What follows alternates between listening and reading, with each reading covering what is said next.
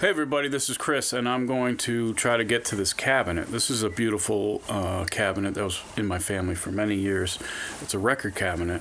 It belonged to my grandfather and my mother and my father and my grandfather and my grandmother and all that, and it's been passed down and passed down, and now there's a bunch of stuff in front of it because, you know.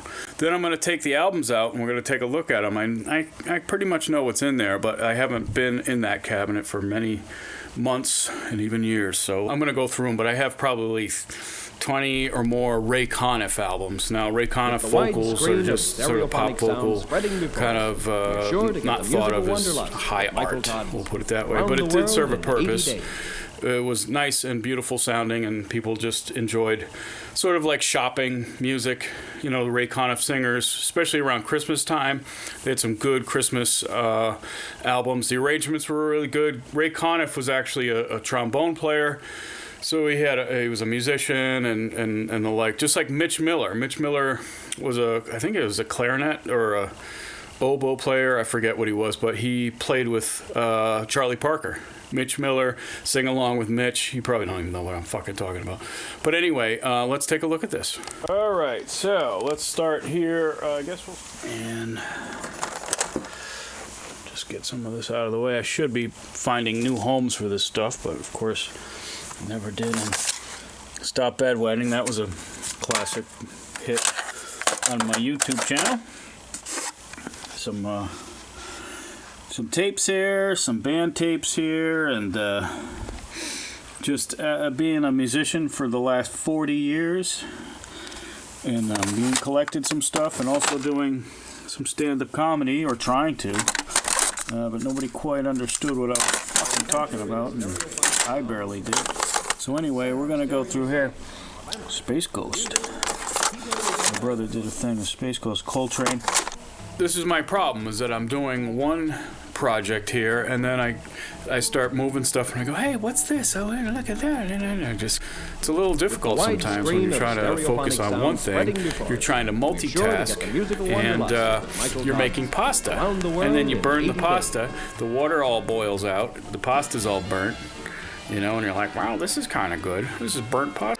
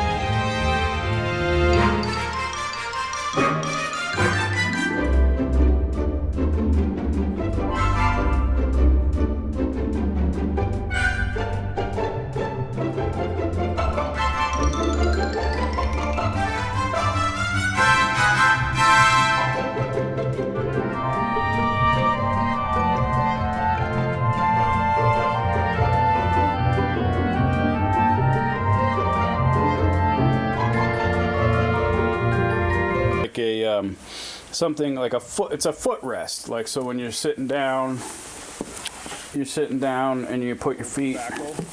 You're sitting down. You put your feet up here like this. But I found that it was because it was like never goes bad, right? Just a bunch of I loved promos. Okay, so we got some random. Our adventure in stereophonic sound continues. I got lots of music. Lots of reels. Rivera and his when it's getting real. I love these reel-to-reel boxes. Those are kind of cool. This is a lot of my Bob and Ray collection. I have a lot of Bob and Ray. Big fan of Bob and Ray. Something really amazing about that Bob and Ray stuff. Be sure to get the musical wanderlust. Right, so we're just going to move that. Around the world in 80 days. There's the big truck that goes by all the time, just like clockwork.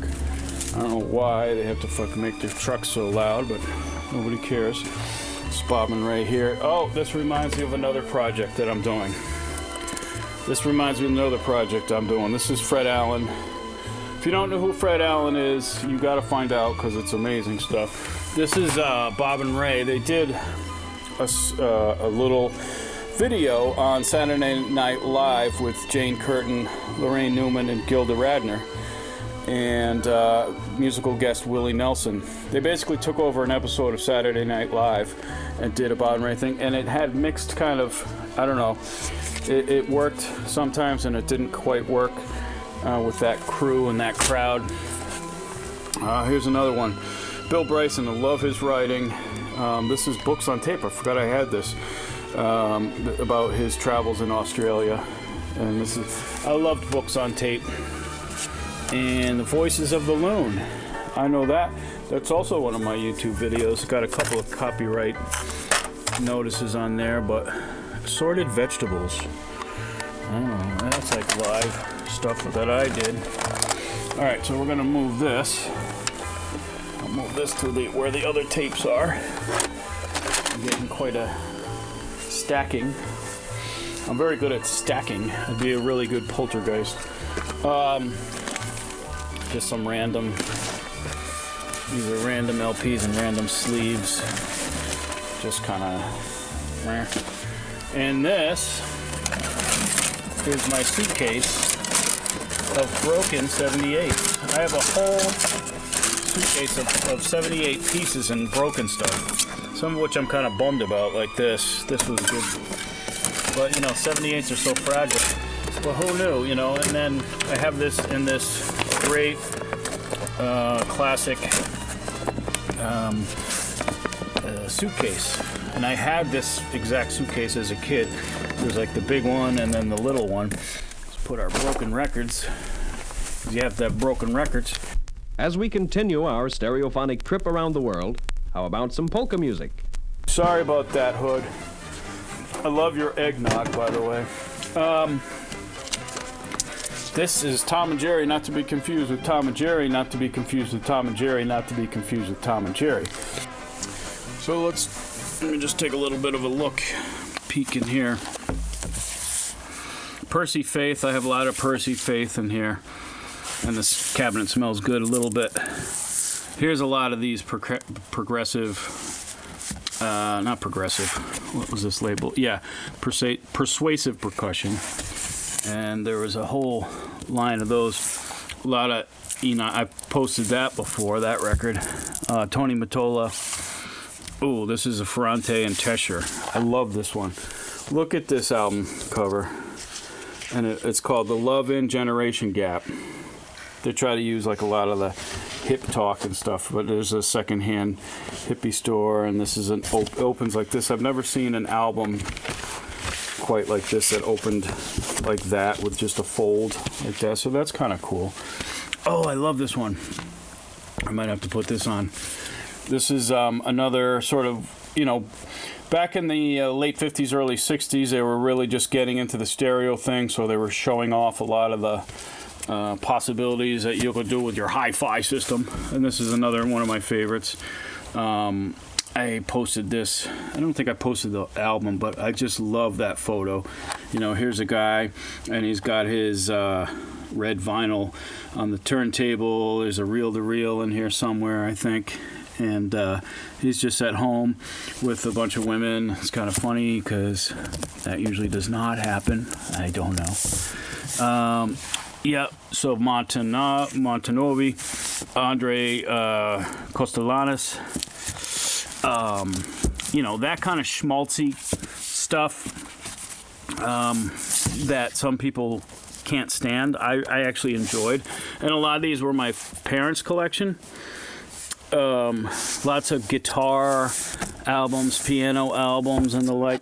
There's some pop vocal stuff down here.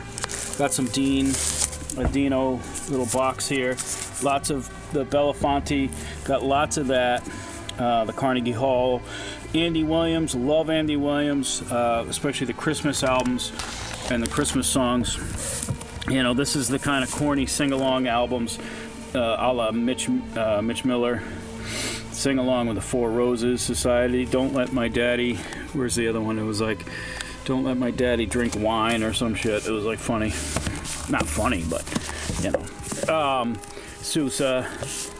There's some Morton Gould doing Sousa. More Sousa. I got lots of Sousa. This was a very Sgt. Peppery Sousa cover here. I always like that. But just basically just regular, you know, Sousa marches, you know. Ooh, okay. This is a great album. This is, yeah, again, these pop instrumental people wanted to be hip and cool and put out records of the melodies that people know. And again, you hear the shopping sort of influence in the on-hold music, I guess it would. Back then, they didn't have that, but it was, and this album belonged to my parents. I think that was my mom's handwriting. So it was kind of neat to be able to have something that was your parents, you know, especially because my mom died at an early age. I didn't really get to talk to her about music, and she left me just a treasure trove of different bands and different music. This is the Mitchell Trio. This is excellent, folky, like Kingston Trio kind of thing, but they were really kind of like hip and forward thinking and a bit Smothers Brothers in their sort of tastes. If you look at the songs here, you know, there was let's see, Draft, where is it? Yep, the Draft Dodger, Rag, you know, so they were more political than their contemporaries, like the New Christie Minstrels and things like that, which I hate that name. But I think John Denver was in the Mitchell Trio for a while. All right, these are excellent. Wow, and I think I have a 10-inch of that.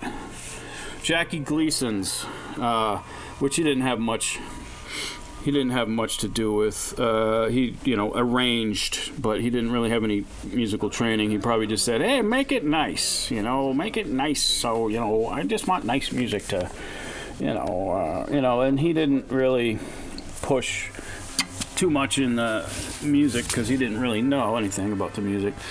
Love is Blue, that was a big hit for, was it Paul Marriott?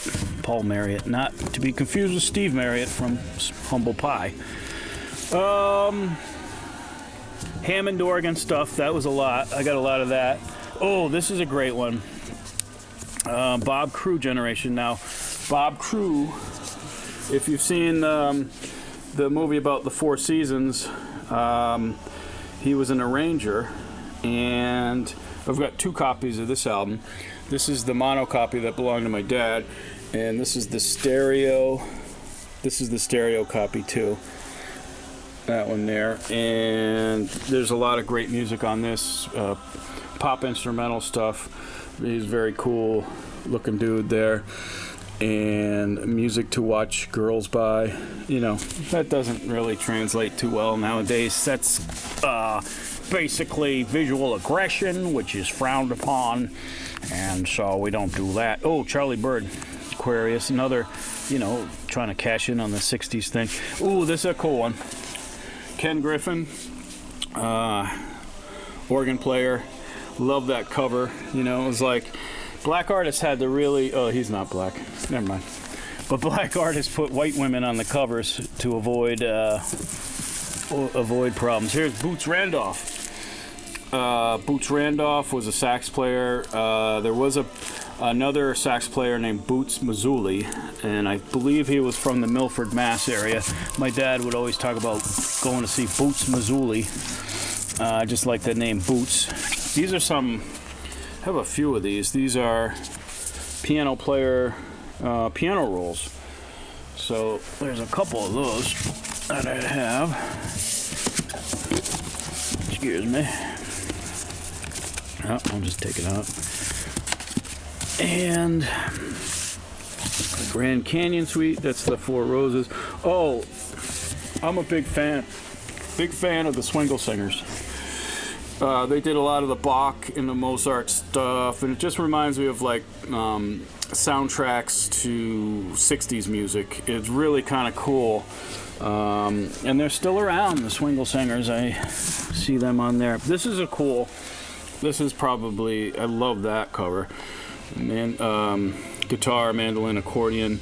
This is Radio Shack, Realistic put this out. I have no idea what year, probably mid to late 60s, 68. So, and there's a lot of like, you know, Al Keola and other players on here. Ooh, Doc Severinsen is on here playing trumpets, you know, from the Tonight Show band. This is 77 Sunset Strip. That's just the theme from the... Here's another... Ooh, this is cool. Look at that. I was like, look what they've done to my song, Ma. I think that was a Melanie. Was that Melanie? So these are all cover songs. Make It With You, that's Bread, Close to You, Carpenters, The Young Lovers. So this is probably really cheesy. It's on Pickwick, which did a lot of sort of budget stuff. And then, ooh, okay, so the exotic guitars, that's probably more of like Al or, this says guitar, Al Casey. What's his name? Tony Mottola? No, that's the other guy. Oh, this is awesome. This does not have a record in it, unfortunately. Tamboo. Okay, you've heard of Taboo. Well, I guess they didn't want to get sued by the Martin Denny folks, so they had Tamboo, which is close enough, right? Sort of, well, I don't know, kind of weird depictions of African culture, but hey. What are you going to do? A lot of Spanish music here. Speaking of Martin Denny, we have, of course, A Taste of Honey. This was my parents' collection. This was more sort of traditional of the Martin Denny's, not like this. This is incredible. When I bought this album, I was like, wow, this is amazing. That's a great one. So we have that. And then up here, we have a lot of those, like I said, the Enoch Light and stuff, but I wanted to find all of,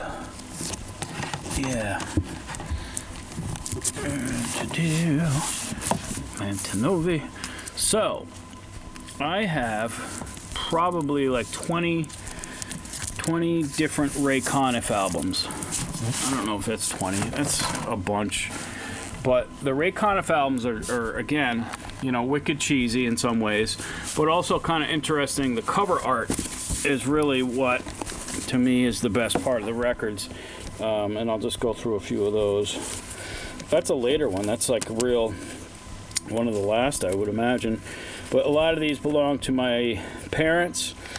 And I love the cover and the cover arts. You know, it's kind of, you know, that naughty housewife kind of stuff going on there. You know, and always like an attractive young lady. Well, this is kind of funny. That's like Doris Day right there, just about. This is my song. Oh, Born Free is on here. So that was at 68. Oh, another copy of that. I got 2 copies of that one.